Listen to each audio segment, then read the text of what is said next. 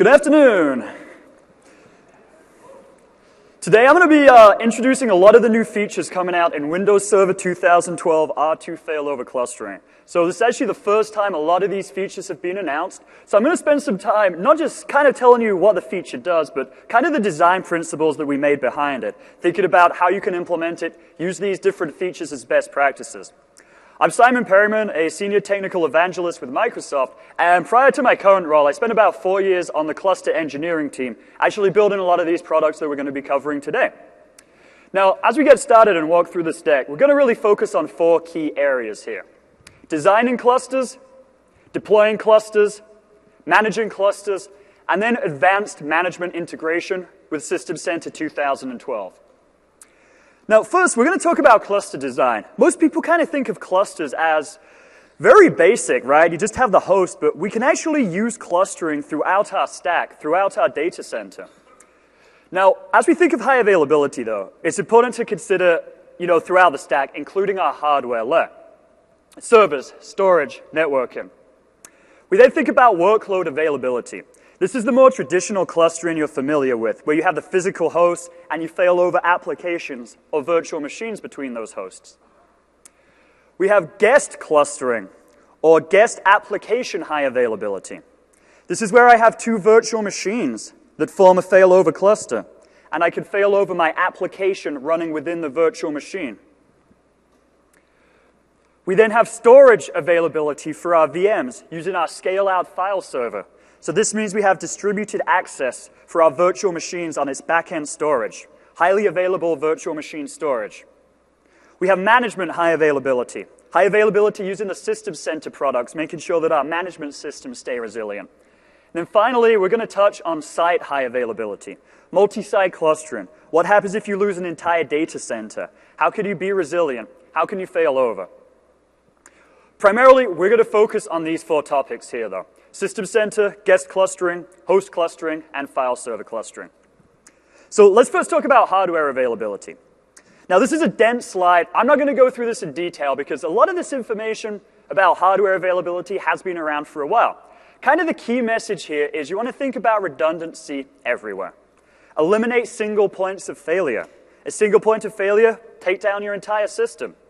So as we think of our servers, we want redundant roles, Active Directory, DNS, DHCP. We want redundancy in our system, our processors, our memory. We want redundancy in our storage using things such as multipath I/O, RAID. Redundancy in our networking, multiple networks, NIC teaming. Let's move on to the cluster piece, what we find most interesting here, and talk a little bit about host clustering. Now, this is our traditional failover clustering model you guys are probably most familiar with our 2 physical servers. Now, benefits of this, you lose some hardware. We can fail over, come back online. We detect the health of the applications, so if an application crashes, becomes unavailable, we could restart that application. We could even peek inside virtual machines. If a virtual machine has a blue screen, a user mode hang, we could detect that. We could restart that. Essentially, our goal here is to provide hardware using our physical servers and move our applications around. Guest clustering was introduced in Windows Server 2008 when we started supporting Hyper-V version 1. Again, guest clustering is where we cluster our virtualized layer. Basically, you install Windows Server in your guest operating system and form a failover cluster out of that.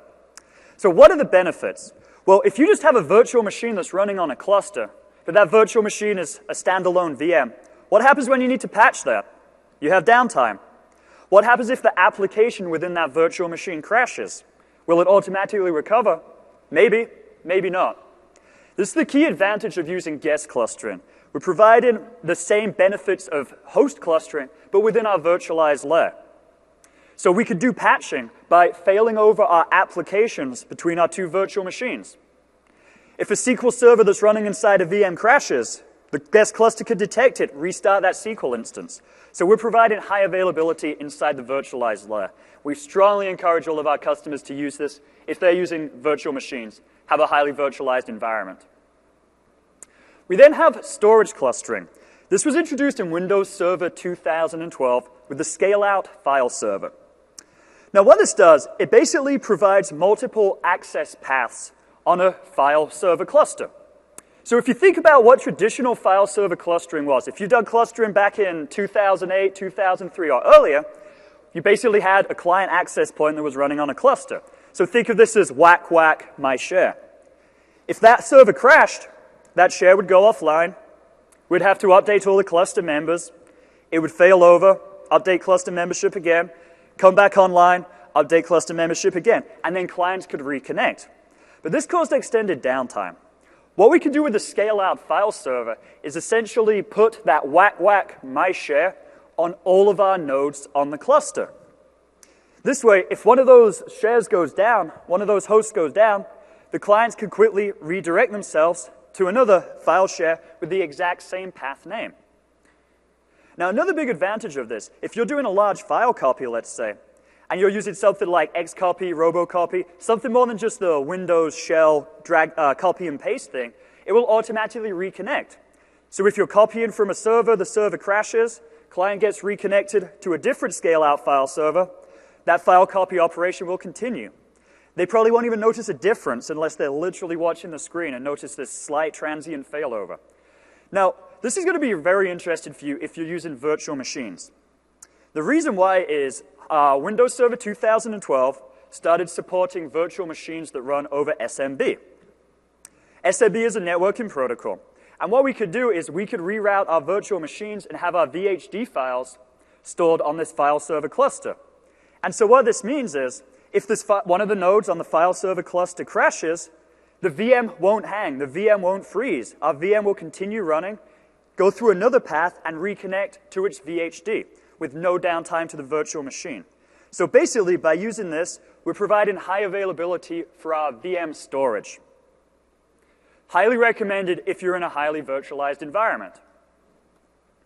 Next, we look at the management layer with System Center. Now, we have other sessions throughout the week that really focus on System Center high availability. So I'm not going to focus so much on all of the System Center high availability, but really focus on what's interesting as it relates to clustering. Now, all the System Center components, they have some type of management server. This is basically the brain of System Center, what keeps things running, what keeps things online. Now, we want to make sure that that server stays healthy as well. What happens if your operations manager server crashes? Well, you're going to lose the ability to detect other problems in your environment. What happens if your VMM management server crashes? Well, you're not going to be able to deploy new VMs. You're not going to monitor the health of the host. You're not going to be able to do dynamic load balancing, dynamic optimization. So we really want to focus on keeping management high availability as well. Now, for the most part, basic rules of our System Center high availability. Every component can run in a virtual machine, and that virtual machine can be clustered. This is going to be your easiest solution. Run DPM in a virtual machine, Ops Manager in a virtual machine, etc. Now, all of the System Center components use SQL Server 2012 as their backend database. We want to make sure that that information stays available as well, because these management servers are constantly pulling information from this backend database. Since it's SQL, we can use SQL clustering. SQL Server 2012, always on. Use our availability groups, so we can provide resiliency through clustering for the SQL server that's running on the back end.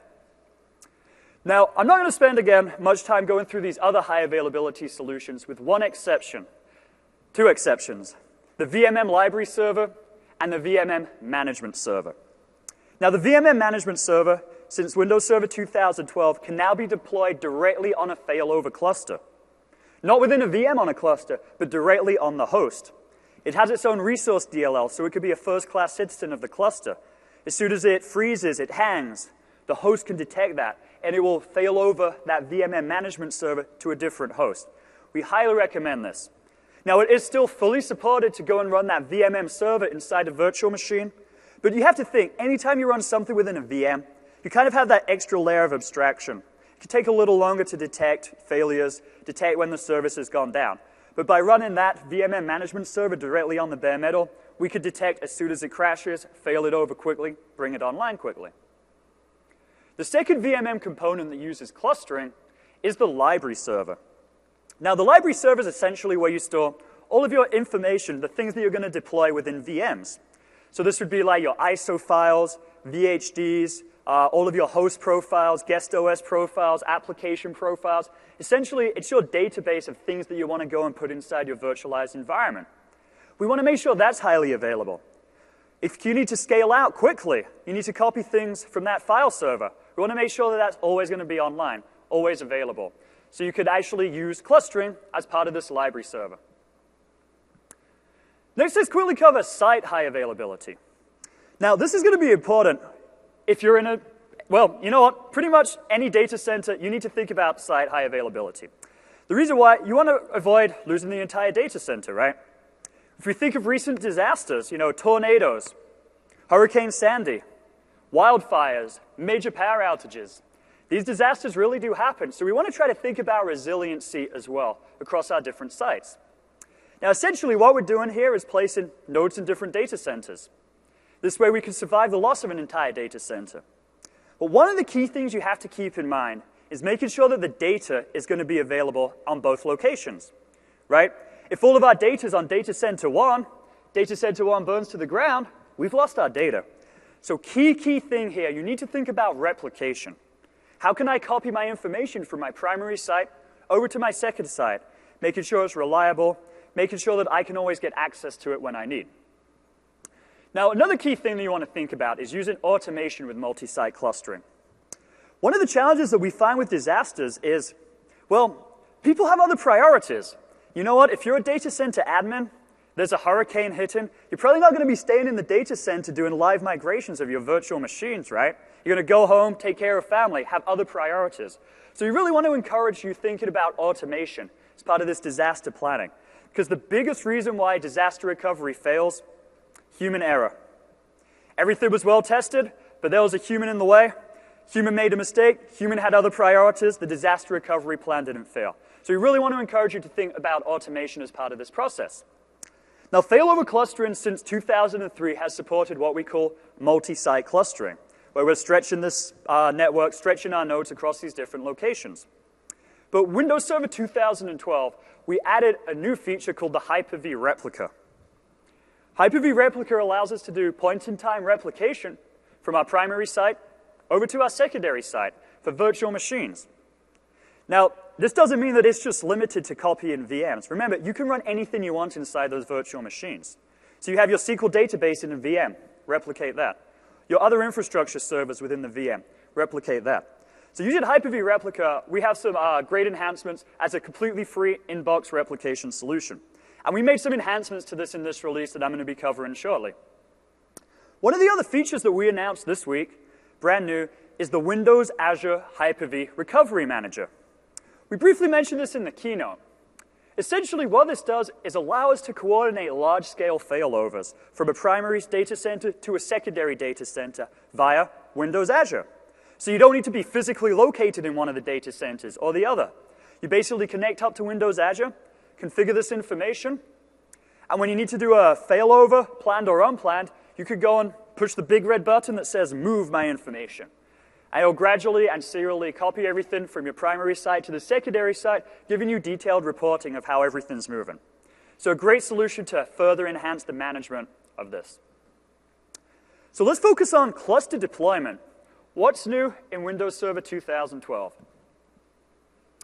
Well, first of all, we wanted to make it easy for people to adopt clustering.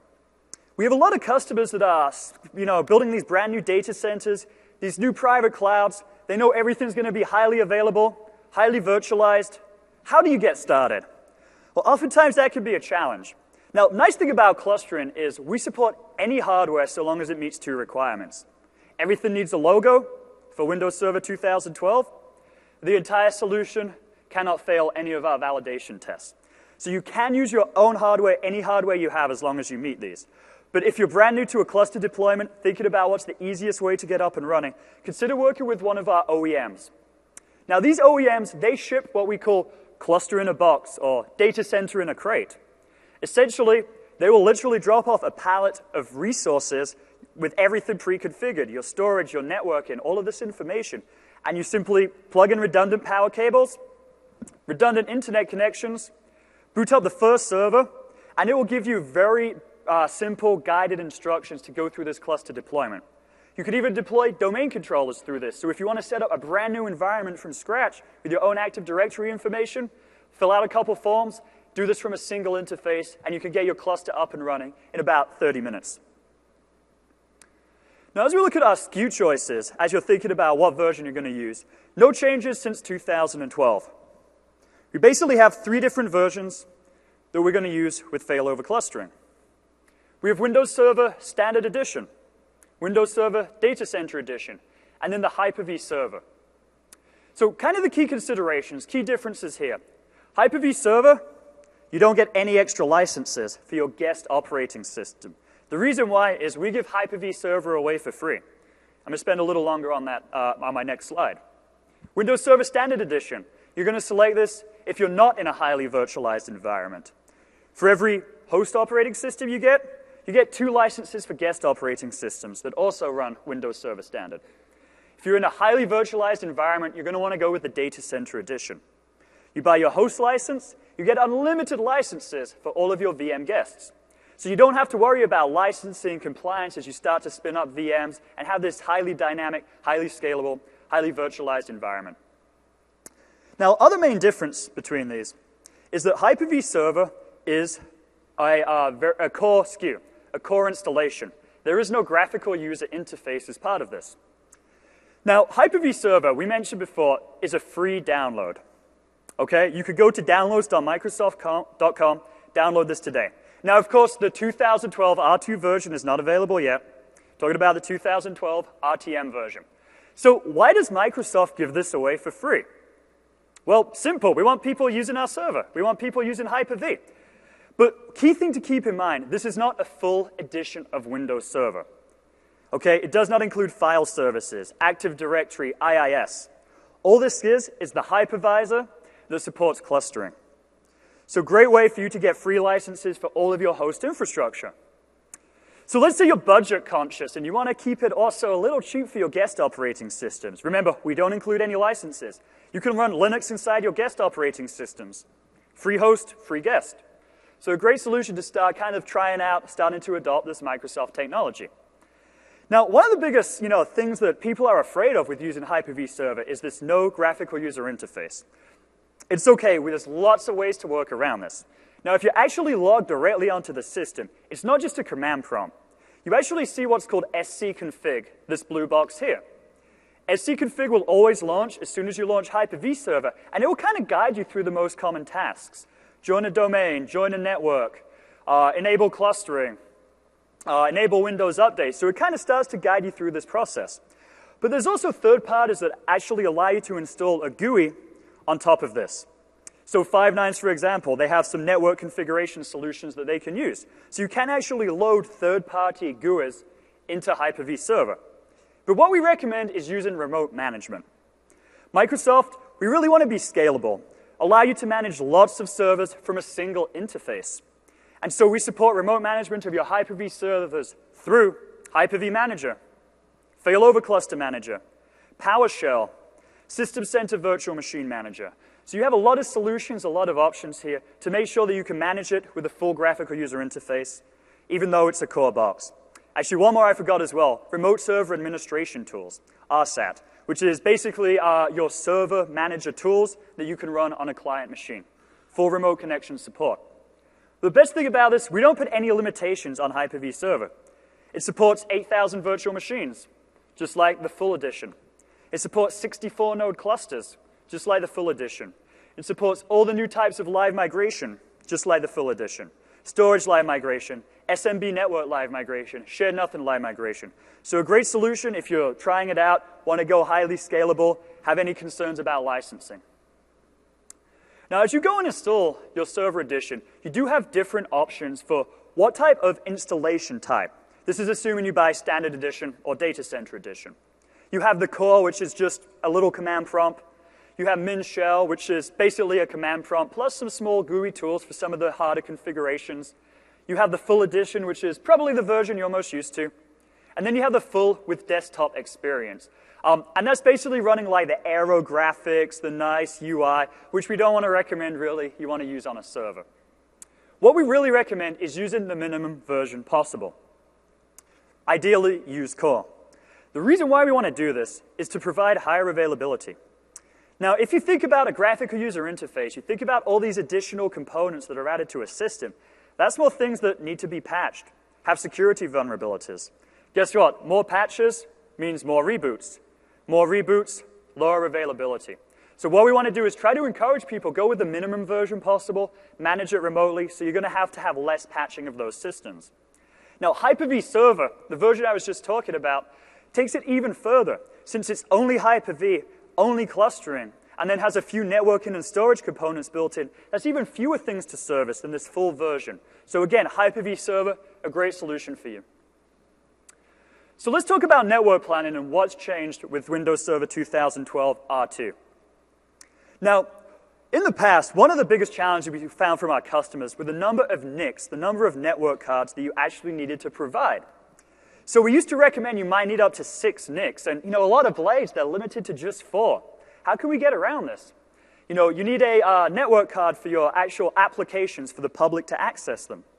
You used to need a network card for your internal cluster communication, so updates, health checks, that type of thing. You needed a network for live migration, if you were doing VMs. You needed a network for server management, host management. So let's say you're deploying a VM to that host. It's a 10 gigabyte file. You want to have a dedicated network so it doesn't impact anything else. They're depending on what storage you were using. You made it, if you were using Ethernet-based storage, iSCSI, Fiber Channel over Ethernet, SMB, yet another NIC.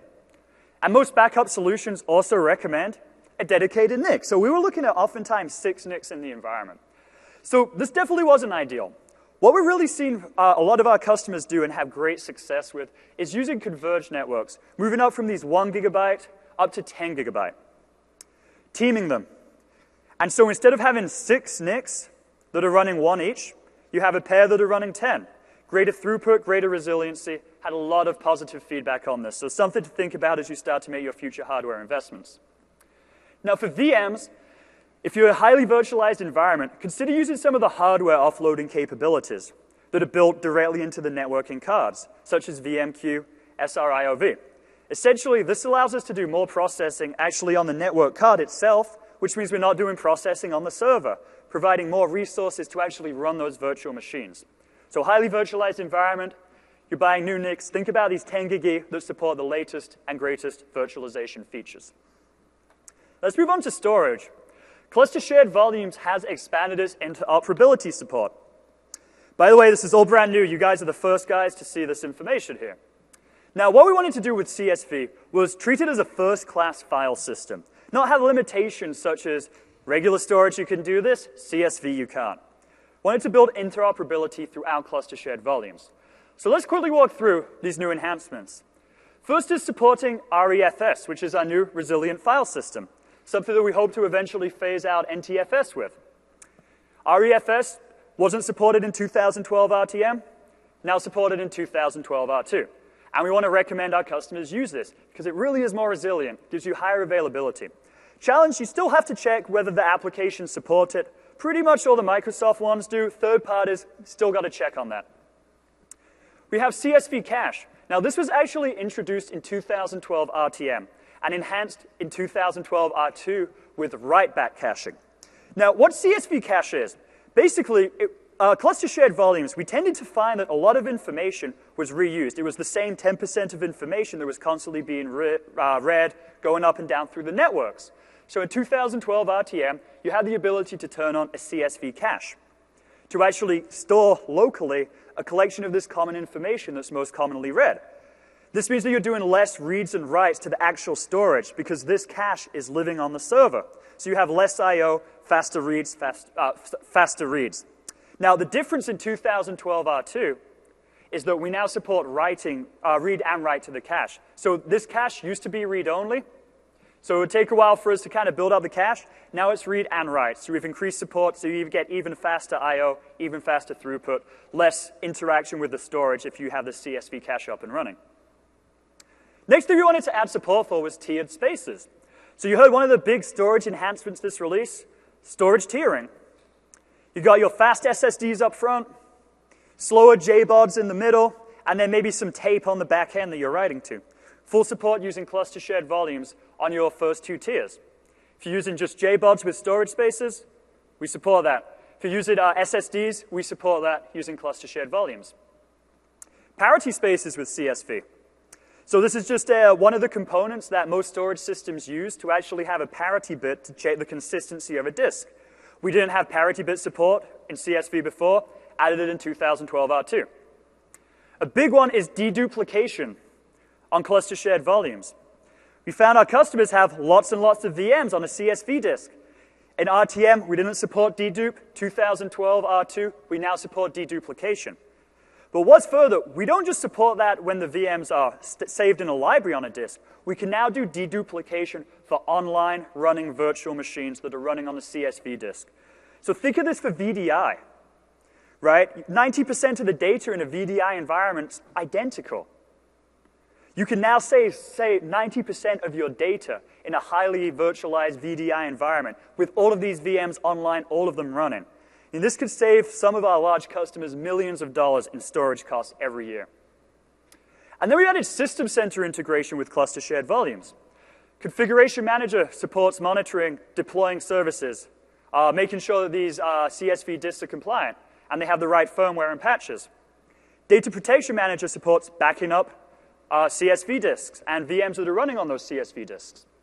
Operations Manager allows us to monitor our CSV volumes, make sure that they're healthy, monitor the amount of storage space when they start to approach 100% utilization, spin up a warning. Orchestrator via Virtual Machine Manager allows us to go and deploy VMs to CSV volumes. Now I want to clarify, Orchestrator cannot directly talk to the failover clustering resource. It has to go through Virtual Machine Manager as the intermediary. So Orchestrator talks to VMM, VMM then talks to the cluster. But VMM added support as well for cluster shared volumes. We can just better monitor them. We can actually create CSV disks, full functionality of cluster shared volumes using Virtual Machine Manager. But probably one of the biggest enhancements we found our customers most excited about that we've had early release disclosure to is shared VHDX file. Now, shared VHDX, why did we decide to do this? Well, we started to speak to a lot of hosters. The challenge that we heard from hosters was if they wanted to create a guest cluster, which is, again, our virtual machines that are interconnected, the challenge that they had was they would need to go and present their storage information, their storage disks, their storage drives to these tenants.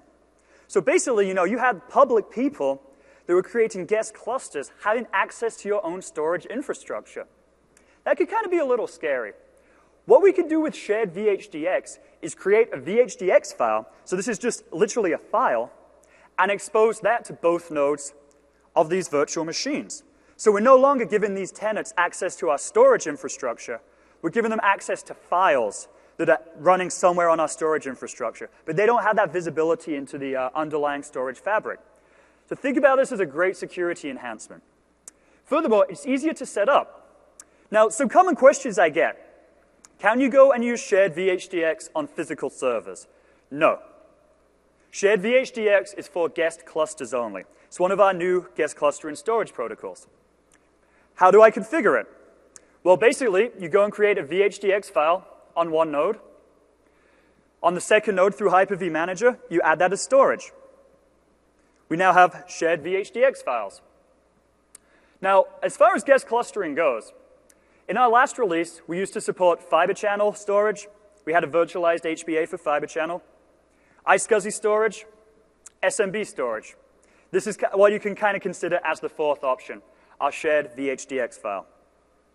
So think of this as what we use our application data for. So I have a SQL database running in my guest cluster. That actual database runs in that shared VHDX file. Cluster validation. We wanted to make it better, wanted to make it faster. So we've improved our algorithms around storage validation. We no longer online and test every single disk against every single node in the cluster. We've now expanded up to 64 node clusters. That's going to take a while. So we made a lot of optimizations around our storage to make this faster, make this more resilient. You now have the ability to select specific ones to test. You could keep the resource online, keep the resource offline. Now, in the past, you'd have to select all of your storage at once. It was an all or nothing. Now you can just select these specific ones to test. We now support and can approve of replicated storage in a multi-site cluster. In our older version, if we saw replicated storage, we would just say, warning, we have no idea what this is, move on, you guys go speak to your storage vendors. Now we will actually test this replicated storage, make sure that it maps across these different components, across the 2 different sites. We've improved our network reliability. Now, what we used to do, as far as our networking goes, so as far as our health checks go, we basically use pings. So health checks are making sure that one node can speak to the second node, make sure that they're healthy, make sure that they're online. We never tested this in validation. And in some cases, we found out that servers would have ports that we needed to do that heartbeating through closed. So cluster communicates through port 3343. And if you had that disabled, the cluster couldn't do heartbeating. So when you brought your cluster online, none of the nodes could health check each other, and the cluster would shut itself back down. And we didn't have good diagnostics unless you knew exactly what that problem was. So now as part of validation, we're going to go and check that those ports are open that we need to do our health checking through. And finally, we've added a set of Hyper-V tests, where we're really trying to ensure that your server is going to be optimized and work well if it's a Hyper-V environment. Now I'm going to switch over to my demo environment to quickly walk through some of this Hyper-V. Now over here, I got to just first promote this tool as one of the best tools for cluster management. This is called Remote Desktop Connection Manager. Basically allows you to manage lots and lots of remote desktop connections at scale with a simple interface. You know, you can connect to multiple servers at once by simply saying, connect the group. It has passwords built in. If I go and add a new server, it will go and actually take the password from the parent, add it to that. So you don't even have to worry about like password management. Extremely easy to use interface. So I highly recommend it if you have a lot of clusters to manage. In this case, I'm using about 5 or 6 different clusters across all different versions here. So I find it extremely helpful to never have to remember any of my remote desktop connections names. And best of all, this is another free download from Microsoft.com. Question? Sorry? Who is the owner of RDC Man? So historically, there was a team at Microsoft that was the actual owner of this component. That team has since been broken apart, no longer there. So this component's now moved under the remote desktop team at Microsoft. Right now, I actually spoke to them about this maybe 2 weeks ago. Right now, they have no plans to improve a new version, but this version is really cool. So just try it out. And again, completely free download, downloads.microsoft.com.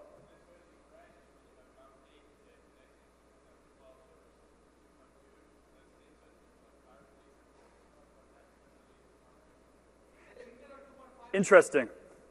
Okay, apparently there's an internal 2.5 release coming out soon. Thank you.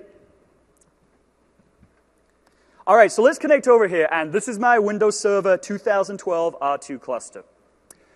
Now, I'm going to go down and take a look at my main management system here, and you're going to see a few changes as part of this main portal here.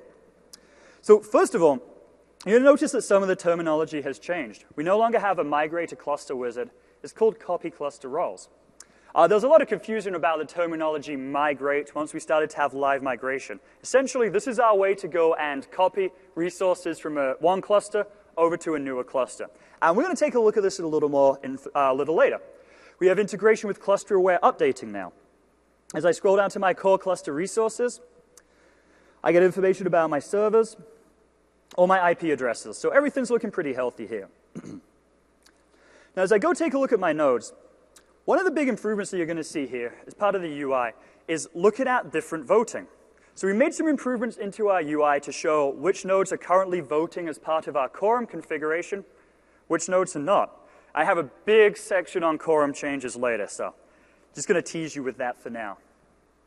Under our disks and under our storage, we can now see who owns a particular storage resource. Huge customer question, you know, what disk is currently being owned? What's my CSV coordinator node? We expose all of this in the UI so you can quickly figure out disk ownership, where traffic is being routed through. But let's go back to our validation reports here.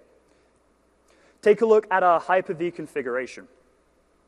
Now, I've actually failed one of these tests here, and so this would mean that if I was using virtualized SAN, this would be an unsupported configuration. Now remember, when we're doing clustering, we always need to pass 2 requirements to have a fully supported cluster. Everything has to be logoed, everything has to pass these validation tests. So I want to make sure that I go back and fix this.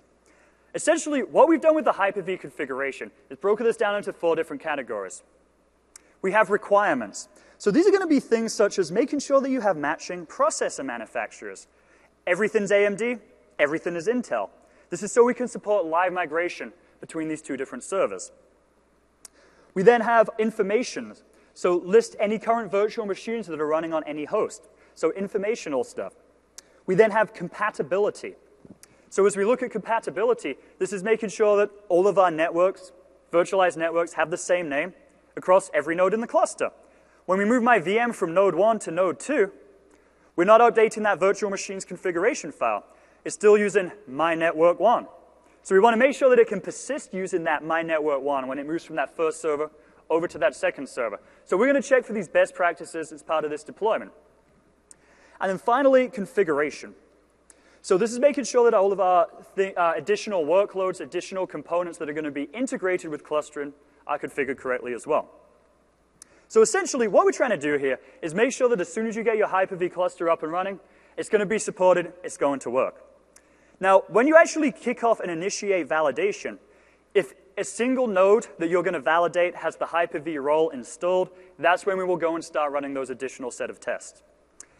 Now, furthermore, a lot of people don't know this, but we actually run an additional set of tests on the cluster if it's already up and running.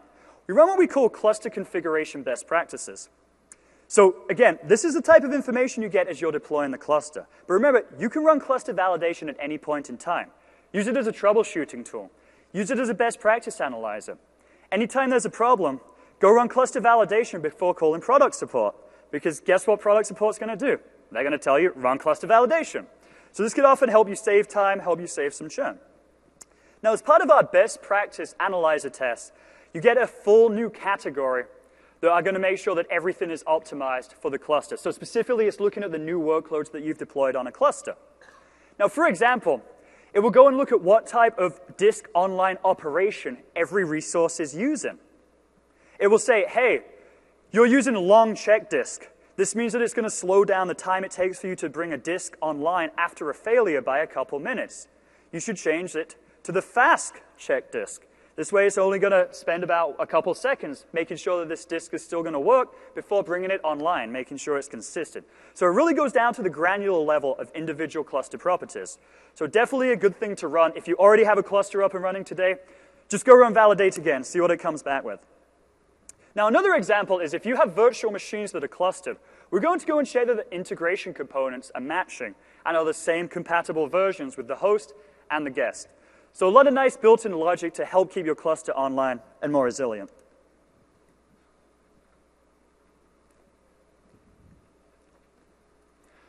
Cluster upgrades. So how do we move from our old version to our new version? Well, first of all, we now support cross-version live migration for our virtual machines. This means you can live migrate your VMs that are currently running on 2012 RTM up to 2012 R2 RTM. So this allows you to move your virtual machines between these different infrastructure with zero downtime. Now, you still need to go and upgrade the integration components within those virtual machines.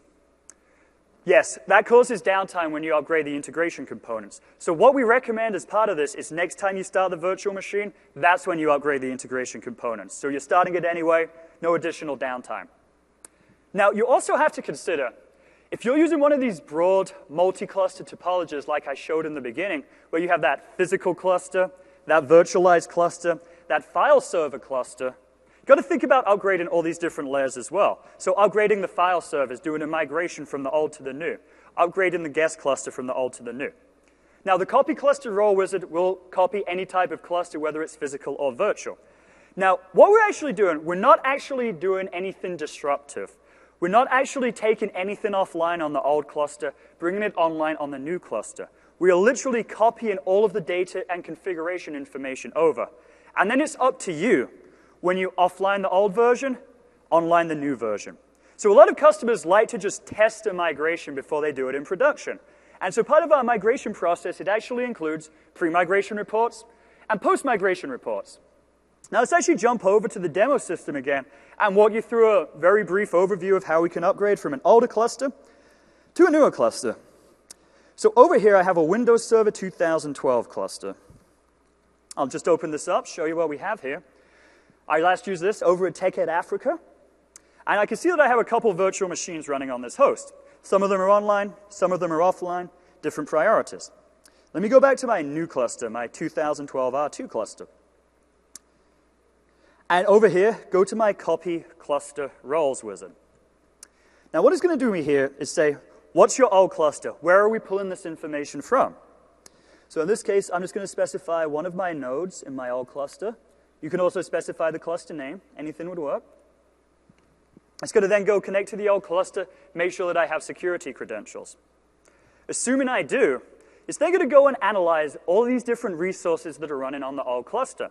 Virtual machines, disks, this type of information. And then it gives me a list of things that I can go and copy. In this case, I could copy VMs.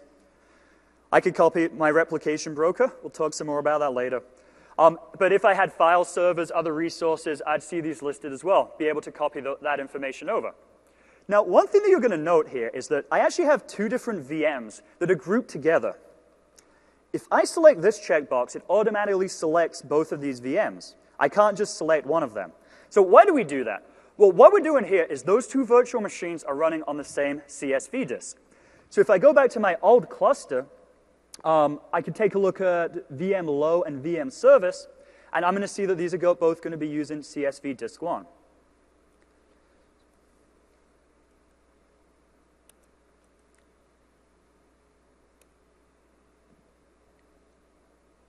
Oh, got to go to my Hyper-V settings instead.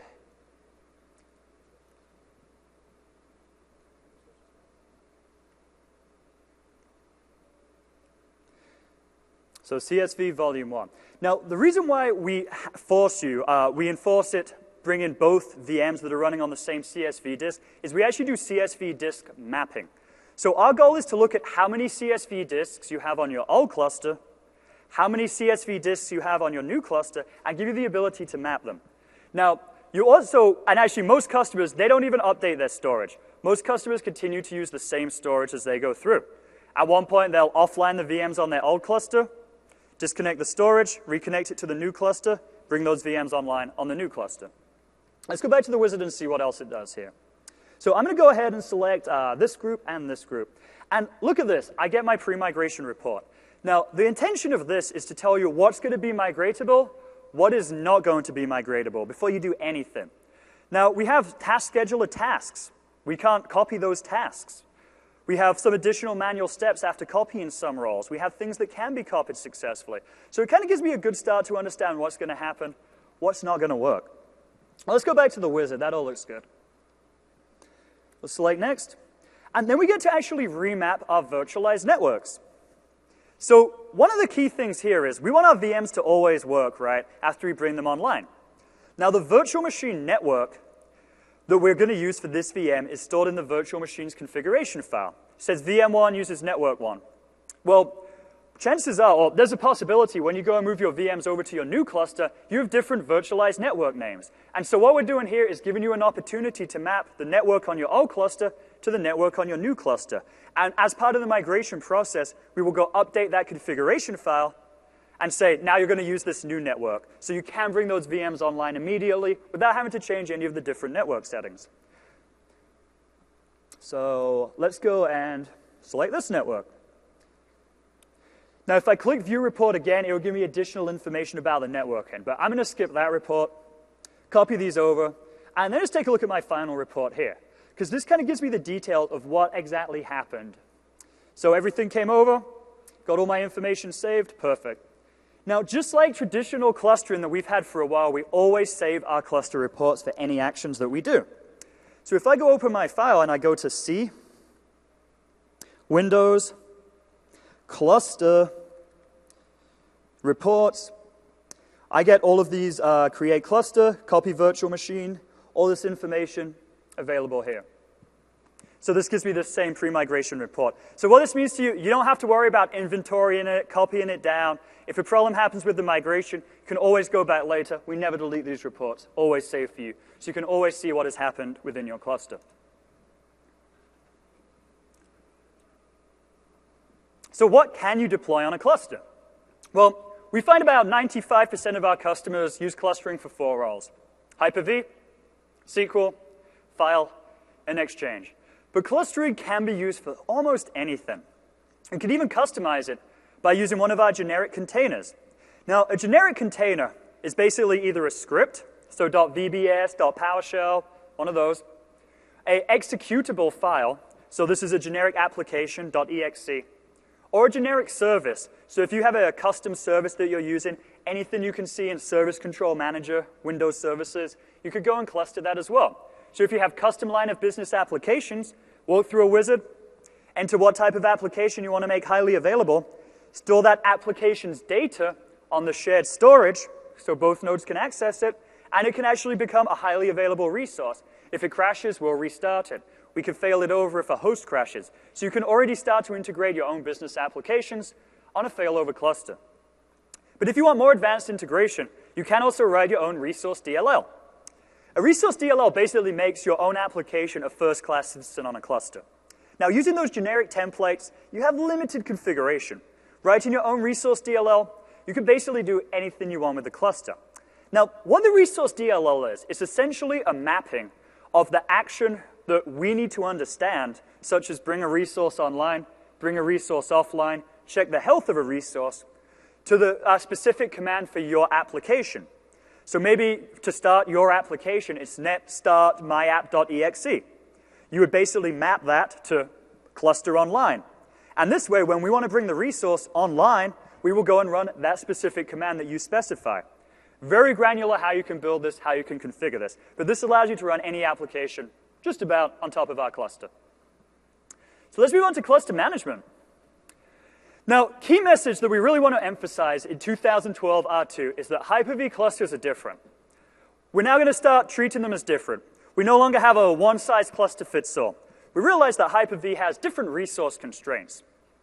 So first of all, we've already talked about our cluster validation tests, both before you actually deploy the cluster, prior to that pre-configuration, as well as when the cluster is already up and running, those additional best practice tests. We talked about the VHDX already, a new enhancement to really abstract the storage layer even further. The next thing is that we reconfigure our heartbeat settings for a Hyper-V cluster. As soon as you add the first virtual machine to that cluster, we go and update our heartbeating timeouts. Now remember, this heartbeating is a health check. It's saying, are you healthy?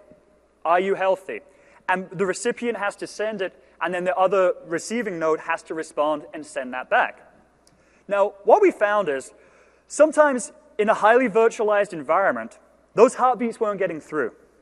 You had networks that had different types of traffic going through them. If you're doing a live migration, right, that saturates the network.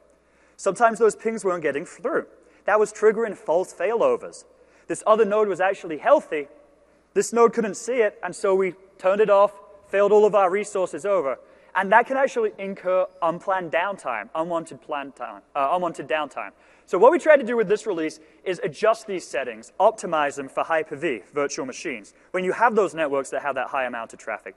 And we do all of this for you automatically. And what this means is we're not sending these heartbeats as fast. We're sending them much slower now, waiting longer until we trigger a failover, with the intention of making it more resilient. The next change that we do are updates to our clustered database membership. Now, for some background, some internals, how does clustered database work? Now, basically, our clustered database is our single consistent state view of what's happening in the cluster at any point in time. Basically, this database is under the registry hklm.cluster or /cluster. And what this does is it keeps track of every single clustered workload, every property, every state. So for example, it will have virtual machine 1. These are all how it was configured. Its current state is online. These are the private properties. Now, what we need to do is always have a consistent view of what's happening across a cluster. And so what we're doing as part of this database update is anytime a resource changes on one node, we immediately go and update every other node in the cluster. So let's say I bring a VM online. That's a state change. I then have to go and tell all the other nodes in the cluster, maybe 63 other nodes, that this change has happened. But then I also have to wait for an acknowledgement to come back so that everyone has seen the update. Then I will go and actually perform that action and bring in the resource online. Again, when we make a change, we send out the change, we wait for an acknowledgement back, then we go and make that change. Now, the problem that we found was, again, with these networks that might be highly saturated. Those update messages, they're run through what we call our Global Update Manager, or GUM. Those updates sometimes weren't getting through. We'd send this request, we would wait. And then once that network finally cleared, only then would we get the acknowledgement back. And so this caused delays in the time it took to start up our virtual machines, right? Because we're now waiting for all of these acknowledgements to come back. And so this actually kind of increased the time it would take to bring these resources online after a failover. And this was particularly tough if you had a stretched cluster, multiple sites, when you're actually sending this information and waiting for these acknowledgements over a public network. So what we did with this release is we no longer require updates for every node in the cluster. We no longer require approval from every node in the cluster to commit a change. We just need approval from a majority of nodes. So this way, if I have a 64-node cluster, I'm not waiting for 63 acknowledgements back. I'm only waiting for 32. So this way, we make sure that we can get a consistent view across a majority of our nodes. If we have a partition, it means that this side of the partition can all acknowledge. We don't have to wait for anything over on this side. Make sure our resources come online faster and more resilient. And again, this will start to happen once you go and add that first virtual machine to your cluster, and it's only for Hyper-V VMs. So we changed this changed this update management as part of Hyper-V. Now, new cluster dashboard. I showed you some of the previews here already. There's been a lot of enhancements around the multi-site management. So if you go and add multiple clusters to Failover Cluster Manager, you'll get kind of a consolidated view of what's happening across all of these different clusters. We've talked about the nodes, different votes, and we talked about the disks. Now, one of the biggest changes that we have made is our quorum model. So I'm going to spend a few minutes kind of first giving an introduction to quorum, then talking about these different enhancements that we've made. Now, to provide some background, quorum is our membership model. Quorum basically means that we need enough nodes in the cluster to be online and healthy for the cluster to be running. So what we always had to do in the past, quorum meant majority. I needed a majority of nodes online for the cluster to stay online. If I didn't have a majority of the nodes, cluster would stay offline. Now, this was okay in a 16-node cluster, but when we got up to 64 nodes, and you lost 32 nodes but still had 32 nodes remaining, we would shut down the cluster. You had 32 healthy servers, but yet you didn't have quorum. We would take that cluster offline, wait for one more server to come back, bring it back online. Now, of course, there are ways to manually force it back online with forced quorum, but as far as just kind of the general what happens in the background, that was the challenge. And so we've also added in 2012 a feature that was called preemption, and also virtual machine prioritization. So let's say you had 64 nodes running. You lost half of them, down to 33 nodes. Oftentimes people would say, well, would these 33 nodes still be able to support the capacity of what was running on 64 nodes? Well, since we now have group prioritization, we will actually shut down low priority workloads and keep the high priority workloads online. So we're actually prioritizing workloads if there aren't enough resources available. Now let's say I have this node that's already running at full capacity. I want to bring a high priority virtual machine over.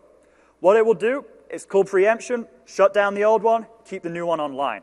So as we start to even cut down to 32 nodes, sure, we have half the resources, but our most important things stay online. So we thought, okay, what happens if you cut it down to 16 nodes? Well, our most important ones would be online and our lower priority ones would stay off. We still have 16 healthy servers running our infrastructure. That should be enough, right? So what we wanted to do is say, hey, now we got these large clusters, we no longer have to say half is the threshold. We want to make it dynamic. We want to make it highly adjustable. And so what you're going to see in this release is we've got rid of our traditional cluster quorum models. Got rid of node majority, node and disk majority, node and file share majority. Because you can now tune and configure what every node and what every disk is doing. Now, since actually 2012 RTM, we had a feature called node vote wait. Basically, you could say a specific node, you either have 1 vote towards quorum or 0 votes. You're just not participating. Now, we most commonly saw this in some multi-site cluster configurations, where we might have 3 nodes at the primary site, 2 nodes at the backup site. If those 3 nodes at the primary went down, these guys didn't have quorum. They went down as well. We'd have to force it. So what we saw customers do was basically with these 3 and 2 configuration, they would say, 2 of them don't have a vote. Only 1 has a vote. This way, there's only 3 voters total. This guy goes down, still have majority. But that was kind of painful still, so we still wanted to make it more flexible. While you still have the ability to configure node weight, we're going to now try to make it dynamic. So dynamic quorum, what we are basically doing now is we will go and adjust your disk dynamically and turn it on and off as nodes join and leave the cluster. Now, it's important that we always have an odd number of votes. 3, 5, 7, 65. The reason why, anytime we have a single partition, there's always going to be majority at one side of that partition. Odd number. So what we wanted to do here is, as you had nodes join and leave the cluster, we will toggle that disk to always ensure you have an odd number of votes. So let's say you have a 3-node cluster. The disk will have 0 votes. One of those nodes drops out, we give you the disk a vote, so we're back up to 3 votes again. That node rejoins, take that disk vote out, back up to 3 votes again. This way we always guarantee there'll be an odd number of votes, and we handle all of this dynamically. So you don't have to do any special configuration. This is now built into clustering, part of our core logic. Now, forced quorum. Forced quorum will happen if you have an even number of nodes at 2 sites. There's a partition, second site's down. You need to automatically bring this up. Now, one challenge that we would have is, if you have these 2 and 2, 2 nodes at site 1, 2 nodes at site 2, there's a partition. There was often a question of, which side was authoritative. We'd have some challenges around split brain. So what we do, we just added a little bit of additional logic. Whichever side you call the forced quorum on, we're just going to ensure that that side's going to be the authoritative side, because that's the data center that you may be sitting in, right? If you have a partition because of a disaster, you can't even physically access that other data center. We don't want that other data center running and actively working on VMs, even though we have no visibility into it. So by using this, what we will do is make sure that even if both of these data centers are running simultaneously, once they rejoin and speak to each other, the side that we say is authoritative, that's the side that will take control. That's the version of the cluster database we will use. And we tell this one that shouldn't have been running, but we never knew, you're non-authoritative. You're going to go take ownership based on our databases from the authoritative quorum. So essentially, if you have the split brain, multiple things running at a time, this decides who will be the winner. Now, part of another component that we have here is what we call a tiebreaker. Now, this is the case where maybe I have 2 nodes at each side. What happens if it's partitioned? By default, I want to pick one side or another. So we can now automatically assign which of the sites will be the winner by default if you don't want any manual intervention.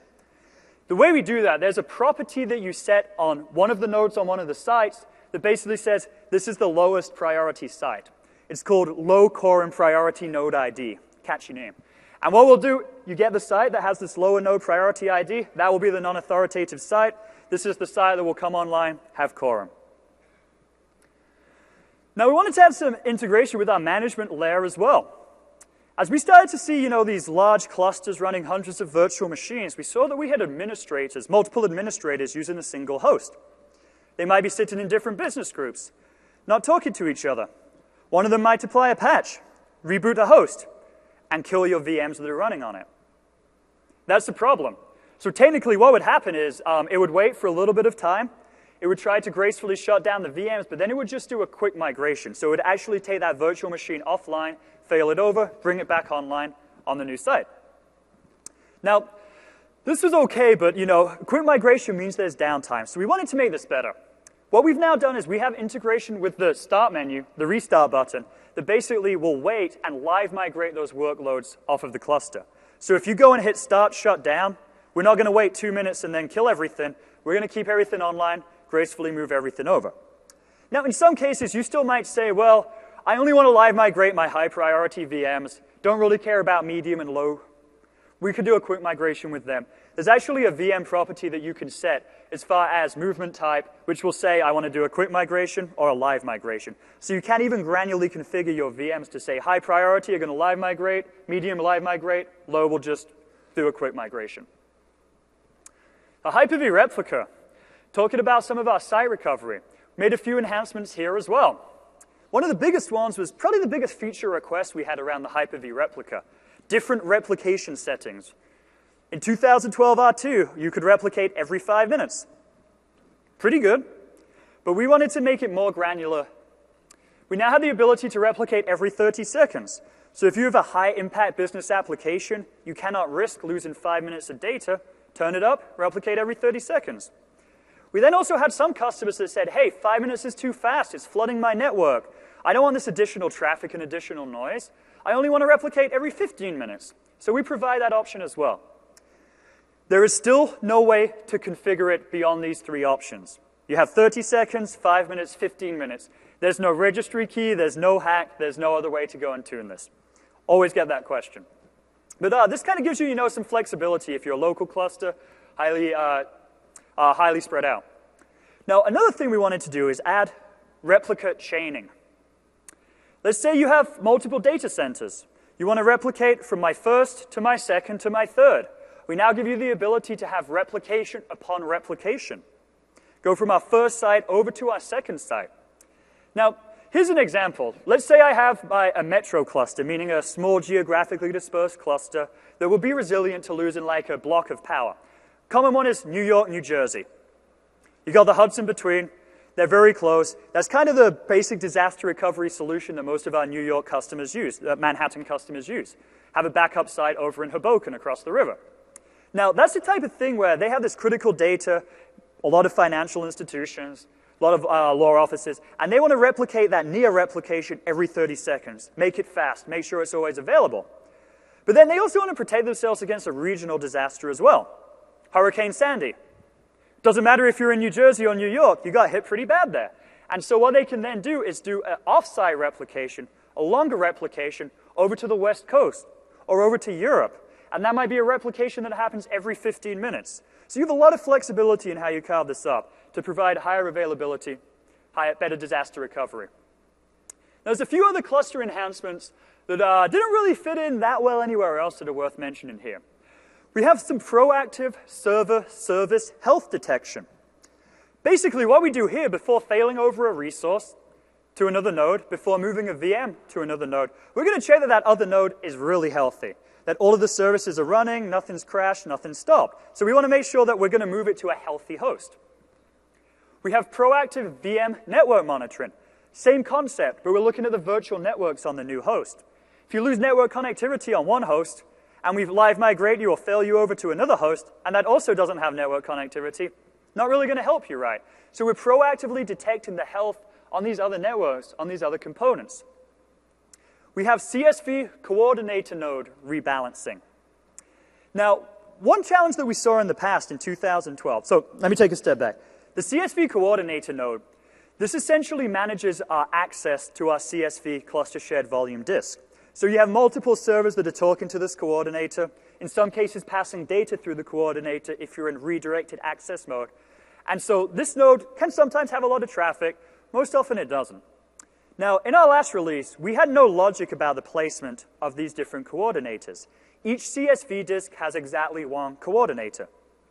And so what we saw over time is, you might have a 4-node cluster, 4 coordinators, a couple nodes fail, coordinator moves over, another node fails, coordinator moves over. Oftentimes we started to see all of these coordinator nodes get stacked onto a single host. And then when you started to have lots of I/O, lots of traffic, that individual host was getting overwhelmed. So we basically built in distribution of these CSV coordinators across all the different hosts.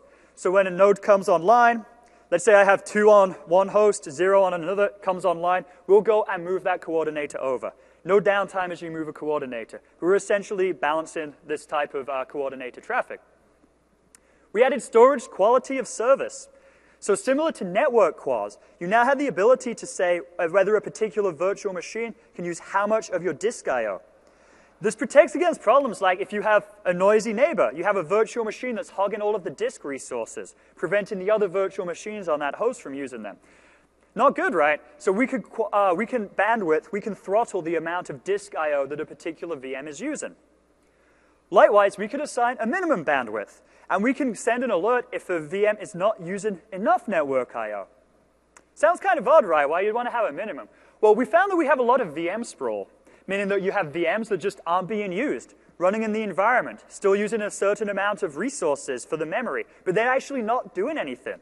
So you could use this minimum network detection to find these rogue VMs that someone deployed, forgot about, that are using up server resources to help eliminate those.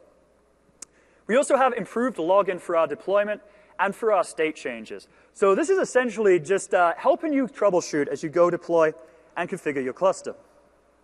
Now I'm going to quickly show you our network here, or sorry, our live migration check-in. So I'm going to go back to my 2012 R2 cluster. My copying has been done. Quickly take a look at my roles. I can see those migrated roles have been moved over. Great. But what I'm going to do now is show you what changes in live migration. So this is a virtual machine that I have running. When I click live migration, I get to say move, live migrate, best possible node. Now what you're going to see here is instead of it starting to live migrate immediately, you see migration queued. This is where we're doing these checks. We're checking that the server is healthy on the other side. We're figuring out what's the best node. We're checking that those networks are healthy on the other side. Once we pass these checks, then you're going to see the traditional live migration process happen. But another enhancement that you're going to notice in this release is we now have live migration compression. We can actually compress the live migration traffic on the sending side, decouple it, decompress it on the receiving side. So we can actually do live migration significantly faster than our last release because we're compressing the information, sending less information over the wire. Now we're live migrating, the health checks worked, we'll bring everything online. Now a lot of people ask, did you see that setting when I live migrate that said best possible node? What exactly does that mean?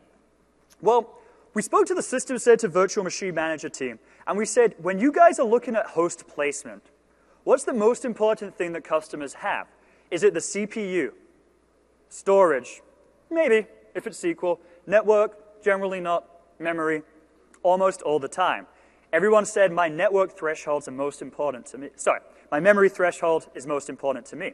So what we're actually doing throughout the cluster running, we're actually constantly monitoring the memory utilization across all of the nodes in the cluster. And when we say move to the best possible node, we will automatically move that VM to the node that has the least amount of memory. So we're kind of doing some very basic memory distribution, memory balancing across all of our different nodes. And now we see that my live migration has been complete. Perfect. So let's talk about integration with System Center.